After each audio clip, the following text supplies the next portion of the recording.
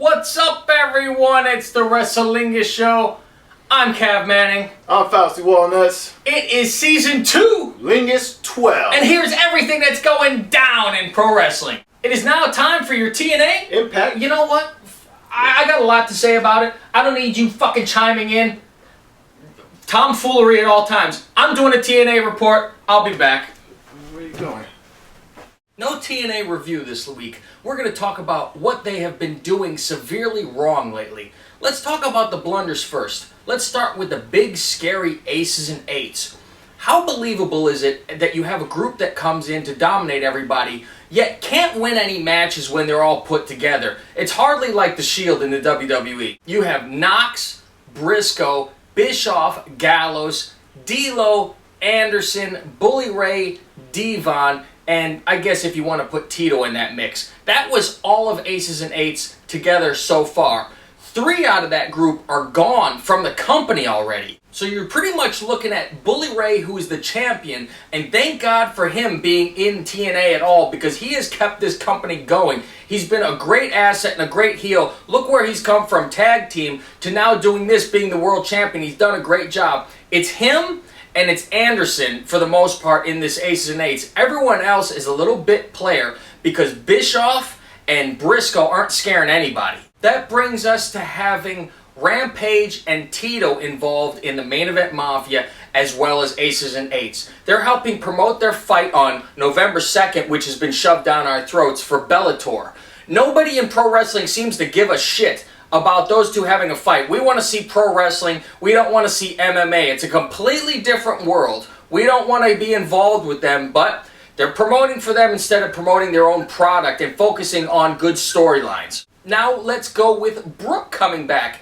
Thank God Brooke came back. Believe me, I'm not complaining. And the outfit she was wearing, I wasn't complaining either. But it makes zero sense. All of a sudden, Bully talks 1 week prior. This wasn't even brought up beforehand. He talks 1 week prior and says, let's tell the world our secret that we've been together for so long. She comes out, she's the new aces and eights chick, you know, the hot one with him. And she's got to make out with Bully in the ring, which I bet you that Robbie had her blow him before she went out there to do this in the first place, but that's besides the point.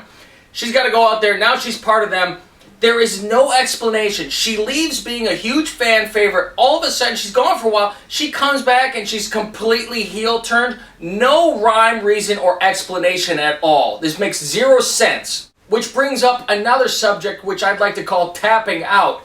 TNA seems to do this quite a bit. They will have something going on. They try to put their eggs into a basket and run with something. Try to have a good bit, a good gimmick or something, and push it. It doesn't seem to work, and they cut ties quick about it. This started with now AJ with the main event Mafia coming in. Who knows if he's even with the main event Mafia or what, but he comes out as Dark AJ again. All of a sudden, boom, pops into his old self, and even Mike Tenay's like, the old AJ's back, look at this. It's like, what changed? All of a sudden, he's rah-rah again, and Mr. Friendly, but he's been doing this whole dark thing for a while and brooding, and they try to build it up, but it was like, this isn't working, let's get rid of it. Another thing they got rid of that made no sense here is the X Division title, actually, where they would have, Hogan said, we will do 3-ways from now on. From now on, here on out, we are doing 3-way matches to determine who is X Division champion. All of a sudden, that's gone. They didn't mention it until this last week and said, oh, by the way, Hogan put out a little thing on Twitter that said, from now on, no more 3-ways. It's going to be one-on-ones. What happened? The 3-way was a nice little gimmick to this match in the first place. They decided, I guess, it's not working, so now let's go back to one-on-ones and make it as irrelevant as ever before. Their former strength that is now become a weakness for them. The women's division. Before, they were known to have the best women wrestlers. Everyone looked to them as, well, they got, you know, hot girls and all too, of course, but they actually can go. They can wrestle somewhat. Now in this division, we have ODB, Gail Kim, Velvet, Mickey, and Miss Tessmacher. 2 are good guys, thank you, and 3 are heels, if you will.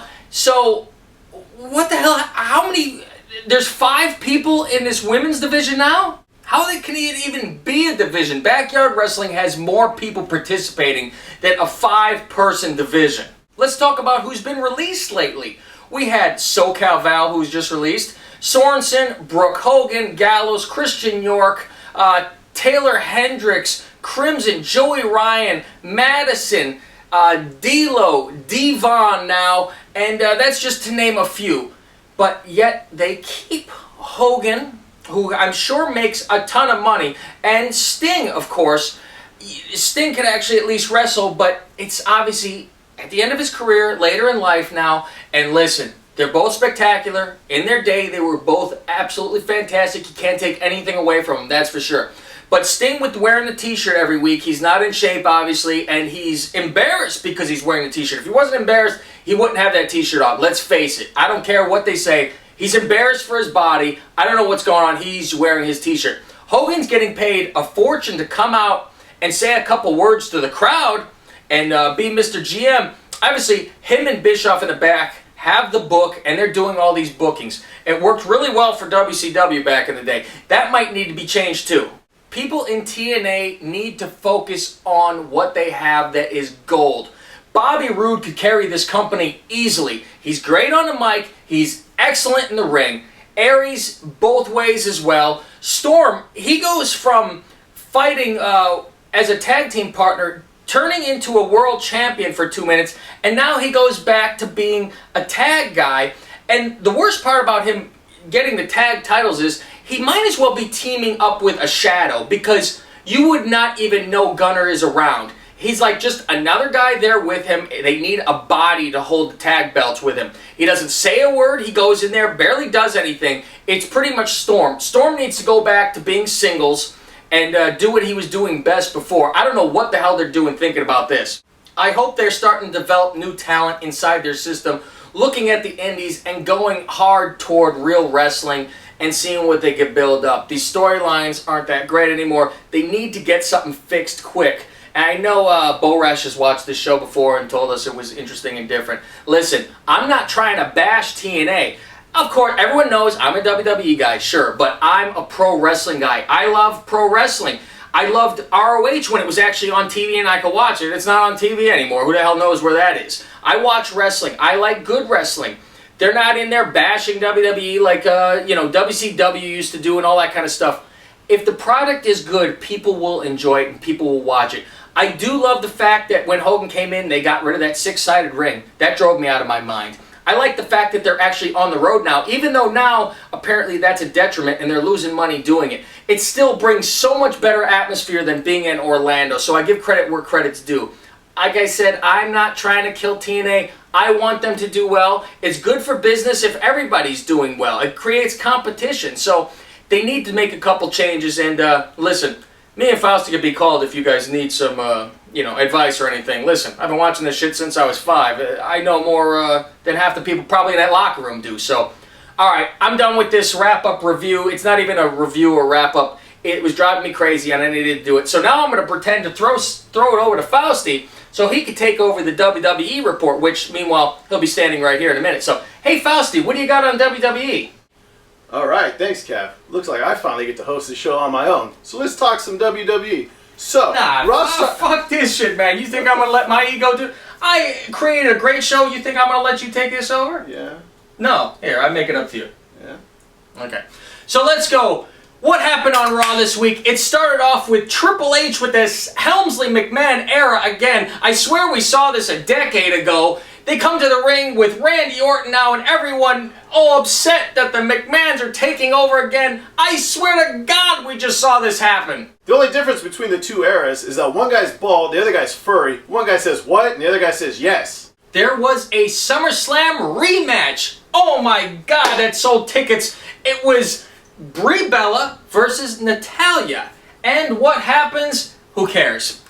AJ comes out and drops a pipe bombshell on all of them. Starts saying how she made it to the top and she's pretty much the queen bee here. And how do the rest of the girls get here? By being actresses that have failed, by having bloodlines that get them into the WWE, and from sucking their way up to the top.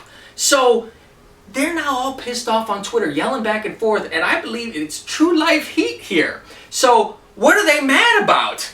Truth hurts? Yeah, it does. Woo! The funny thing about this on Twitter is that the Bellas replied, if you couldn't hear them screeching from fucking ringside in the first place, trying to ruin a promo, but they said try making it on your own instead of being teamed up with every top superstar to get your way to the top. The best part of all this is Maria Kanellis chimed in and saying the Bellas are fluffers, which is the worst thing you could pretty much say, so it's like they were sucking everybody off in the back. And also that they held back 3 girls from getting contracts. I want to know who the 3 girls are, though. I know Maria, Maurice, I don't know who the third one is. Well, some trivia for you. How the fuck could they stop anybody from getting contracts? Who the fuck are they? Hey, look who they fucking. Touche. This pairing between RVD and Ricardo is nonsensical. They do not match together. Ricardo wearing a t-shirt now that's spray painted. It just makes no sense at all. Hey, when you're a pothead, everything makes sense. Now playing the role of Chris Jericho, Christian. Job Squad. The biggest deal was Heyman and Punk, and Heyman having Punk shackled and beating the shit out of him, yelling, I love you, look what you're making me do to you, like it's a fucking rape scene or something. Reminds me of Adriana told Christopher she couldn't have a kid, and he beat the shit out of her. And she was yelling, I love you. That's why when I said, I go, fucking, you see what you're making me do to you? So the end of the show, we had everybody on stage, and Triple H said, anyone come down to this ring to interfere in this match, you're going to get fired. And we had a gauntlet match with the Shield against Daniel Bryan, which was fabulous to watch old Colby out there, Rollins, fighting Daniel Bryan from back in their ROH days, so you knew you were going to have a good match. So, what makes no sense? Nobody could come down to this ring to interfere, and it's going to be the big build-up. Who's going to finally break free and go against this corporation? Didn't Big Show sign an ironclad contract saying he could not get fired? I mean, you see him sitting there next to Triple H, get steamed up. He's like, oh, that Triple H steams me up. But he was stealing our gimmick. He didn't do nothing. You see, we yell at TNA for this nonsense. We're yelling at you for this nonsense, too. Don't forget storylines. Unless, like I always say, hey, let's not jump the gun, because they might pull this out where somebody brings it up to him now, which I guarantee will be because the fans... Well, Mark Henry's going to tap on Big Show's shoulder. Hey, did you sign an ironclad? Oh, that's right. Yeah, you know what? That's going to be... They're going to... Because all the fans are going to go crazy yelling about this, so they're going to have to fucking try to... The crowd was yelling for Big Show. Yeah. So, the one time Big Show's ever been over, they better use it now. Oh, thank God this show is finally done. You know what time it is. You know what that sound is and who's singing. Oh. It can only be one thing. It was very much a spoiler online, though, of who wins this week, but enjoy anyway. It's me, Twitcher. Cradle of love, rock the cradle of love. Yes, the cradle of love. Don't rock easily, it's too well. Rock the cradle of love. I rock the cradle of love.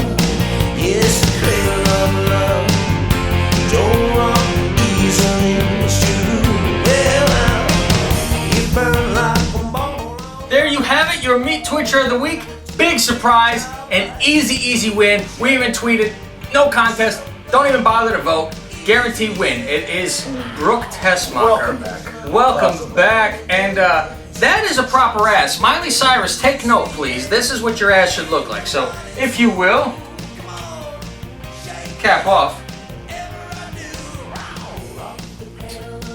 And with a nice 6. Yeah. Finally back on TV, thank God. So that's the end of this horrible show this week. Be sure to follow at Meat Twitcher. You know our whole thing. Follow at Wrestlingus Show, all that stuff. Go to Zazzle.com/Wrestlingus. Get some cool shirts. You know, what are you going to do? All right, that's it. And I want you all to stand up right now and place your hands over your heart and in a loud, clear voice, say it together with us. Together, we're assholes. Alright, thanks, Cav. I guess I'm on my own. Fuck, why am I looking? No, I'm looking at you. Alright, thanks, Cav. Well, I guess it's just me. No, I don't like that. Alright, thanks, Cav. Well, looks like I'm on my own this week, so let's talk some WWE, shall we? Again. Ah, fuck me. We had a SummerSlam rematch with Natalya going against Brie Bella. Brie Bella even wearing those same gimmick... Fuck, never mind that. The pipe bomb of CM Punk.